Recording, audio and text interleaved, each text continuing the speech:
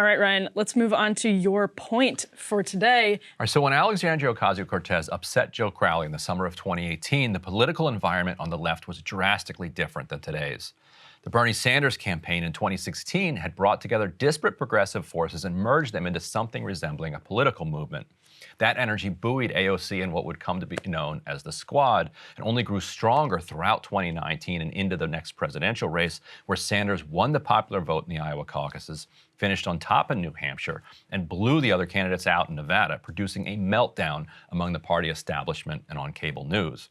The party brass recovered quickly, consolidated behind Joe Biden ahead of South Carolina, came from behind on Super Tuesday, and finished Sanders off. Over the next year, the ecosystem that came together, increasingly organized around YouTube shows and podcasts, began splintering off. Some followed Tulsi Gabbard as she drifted out of the party, while others worked to build an alternative to the Democratic Party, while others still gave up entirely on electoral politics. So at the start of her career, Twitter was a place where Ocasio-Cortez could be seen to be leading an army of supporters, but often today, it seems more like she's fighting off an army of critics from the left. Others in the progressive ecosystem who still support Ocasio-Cortez complain that she hasn't invested heavily enough in building infrastructure or supporting candidates early enough for it to matter. So I asked her about her relationship with the left in a recent interview for the Intercept podcast, Deconstructed, and here's the first clip of it. It's interesting. So when the left was totally out of power from, say, 2015 up through, I guess, the election of the Squad, that unity among kind of the national grassroots online left was really strong. That unity has really frayed. You can feel it online.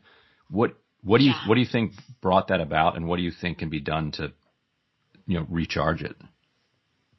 Well, again, I think a lot of it has to do with, it's one thing to be united in what's wrong, but it is a much more complicated, nuanced thing to navigate uncertainty.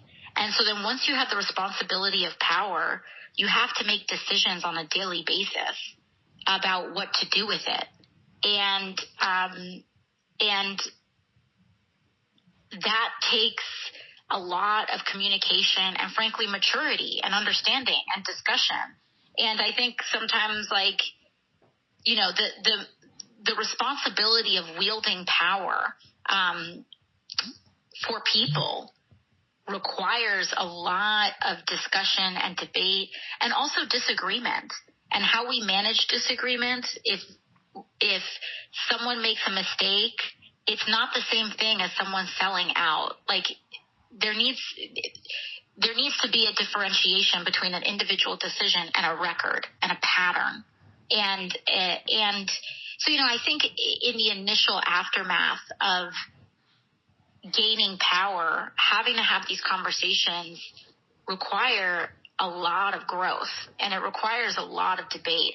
And I think sometimes it's very easy to turn on each other and have people turn on each other, and oftentimes mistake a disagreement with malintent or lack of character. And so I think that that's kind of what we saw for a little bit. But I actually am also sensing a moving beyond that. Of course, much of that is still going to exist, but I actually do sense a growth in that. If you look at the growth in national DSA, for example, of course, these periods of growth can look messy, but actually public debate and struggle is what allows there to be the transparency and also trust necessary in decisions. And to be able to hash out these disagreements, but then understand that despite disagreements, a person may have made a decision, but there's understanding when to draw the line between there being a difference of approach or a difference of strategy, even if it's one you vehemently disagree with, and just someone acting like someone who's just not on our side. Those are two different things. And I think that there's a greater appreciation of that. I think that there is more movement building that's happening. And I think that that is evident with the enormous electoral gains that progressives are making down ballot. I mean, if you look at these state Senate seats that we are picking up in places like Georgia and other areas across the country, like, this is nothing to sniff at. I really do think that we're building a bench, and that it's trending in the right direction. I think electorally we are setting ourselves up for good things. But yeah, I think online discourse is, we can grow up. Like, we can, and I don't mean that in an accusatorial way, but I think that we can become more sophisticated. I think that we are becoming more sophisticated, but it definitely takes growing pains. So I want to ask you, one, what you thought of that, but two, if you ever see parallels on the right with, say, Tea Party or Freedom Caucus types who come under criticism from the much further right for going to Washington and becoming a giant sellout. How do they handle those criticisms? Yeah, there are definitely parallels there, but I thought that was really interesting because it sounded almost cathartic for her to have that conversation with a reporter, because it's something that I think she really desperately wants people to understand, that when you get to Washington, she's repeatedly saying, and you have the responsibility of power, and you have to, on a daily basis, make decisions for the country and for your constituents, it changes your mindset and it changes the way that you approach some of these questions. Whereas activists genuinely, and I say this, like, have the luxury of being able to have ideological purity on every bill, on every issue, because they're not the ones that are jockeying for a seat on the committee or a voice in X, Y, and Z. And I'm not saying that's the way the system's supposed to work, but it's interesting because when she said that quote, we can grow up, I thought if I were an activist on the left, I'd actually be really offended by that, because the implication is that your consistency, your ideological consistency is immature. What was interesting, though, about that quote is she seemed to be including herself in that. She caught herself and seemed to be saying almost that, like, I'm trying to grow up too. Like, I'm an activist, bartender, made my way into Congress, and hey, things are different here. And I know you've been a part of conversations like that about Medicare for All. Those are conversations that I think when you have the unfortunate daily job of seeing how the sausage gets made, you sort of know what people are doing, and the system shouldn't work the way that it does, but it does. And I think that's what she was getting at. And I think you've seen similar things happen when Marco Rubio joined the Gang of Eight. He comes in on the Tea Party wave, joins the Gang of Eight on immigration, and just has his career almost decimated for 5 years, and now he's a very different senator than he was then. But another just a good example of how that can happen when you're somebody who's elevated by the activist wing and then comes here. Certainly, people come here and are outright corrupted all of the time. I actually asked her, "Do you include yourself in that? We need to grow up." Let's play that second clip. When you say we, are you including yourself in that too? Or when you look back, are there any things that you think your critics got right? Like if I were trying to pinpoint one, I'd say the Amazon warehouse fight that was being waged, where they were trying to get a whole bunch of support and didn't. Like, if you had to do that over again, or are there any things that you would have done differently if you could do them over again, to try to, like, rebuild that communication and trust? Yeah, I guess, like, the thing is like,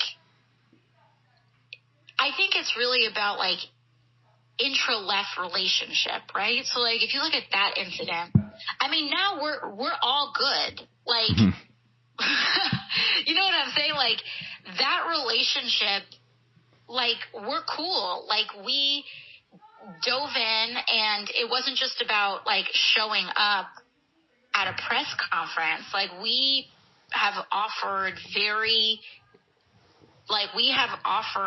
infrastructure support. But there really is a difference between asking one person to be there for every single thing, and then when they can't make it for one thing, that like it must be because they abandoned all principle. Like there's a difference between that and just like, hey, okay, yeah, like we missed it on this one because there were literally 800 other fights that people were asking us to take up.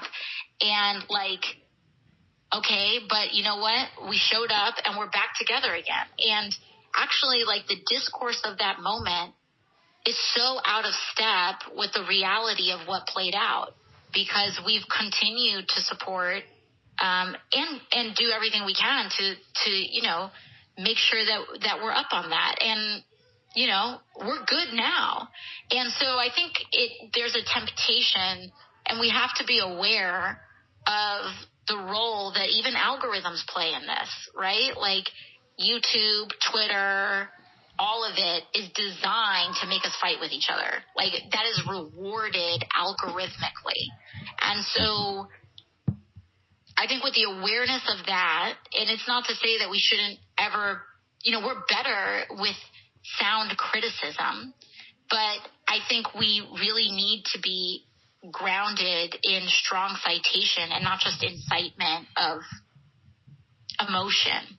Like let's talk about having really thorough arguments to make each other better. Like that's what political struggle is all about, and engaging in that, you know, with one another as a movement. I think she's right about the algorithms. We're up against a hard stop. Do you have like a 15-second thought? I just think it's fascinating. I mean, of course, people come here and have all kinds of issues with us, whether it's money or power or just, you know, trying to do what you think is right, which is rare.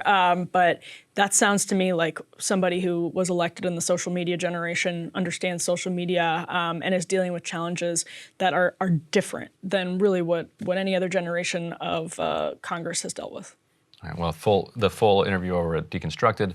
We're going to have more in a minute. Hey guys, ready or not, 2024 is fully upon us now, and Saagar and I have been brainstorming ways that we can really up our game for this critical election. Yeah, we rely on our premium subs to expand our coverage, to add staff, to upgrade the studio. We just want to give you the best independent coverage of this election, which is possible. So if you can help us out, become a premium subscriber today, breakingpoints.com, or the link is down here in the description video. It really means the world to us, and if you like what we're all about, this is the best possible way to keep us 100% independent, working only for you.